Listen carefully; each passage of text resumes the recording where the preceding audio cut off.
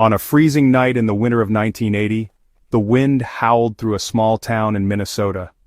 No one could have predicted that the next morning would begin with a horrifying sight: the frozen body of a girl lying on the edge of a deserted rural road like an ice sculpture left to be forgotten.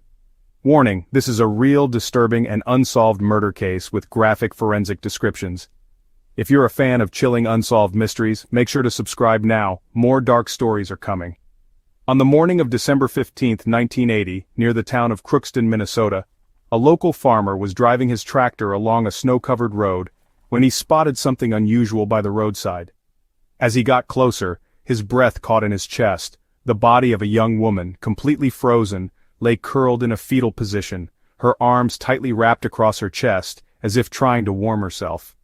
She was dressed in a light jacket, jeans, and sneakers. There were no obvious signs of blood or injuries, but her face was pale blue, and her body was as hard as stone, frozen solid by the brutal cold. Police arrived within minutes and began the process of identifying the victim.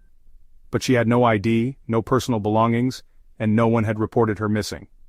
The body was taken to the local morgue, where the coroner determined that she had died 12 to 18 hours earlier from hypothermia. But something wasn't right. There were small bruises on her ankles suggesting she may have been dragged. Some strands of her hair appeared ripped out. And on the snow, investigators found traces of a running path leading to the body, but no return prints. It was as if someone had chased her and then vanished.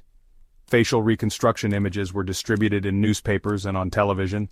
Still, no one came forward. Decades later, DNA testing was performed, but no match was ever found in any missing persons database. The media dubbed her the Ice Girl. And that's how she's remembered, a symbol of silence, fear, and a mystery buried beneath snow and time. Over 40 years later, her file remains open.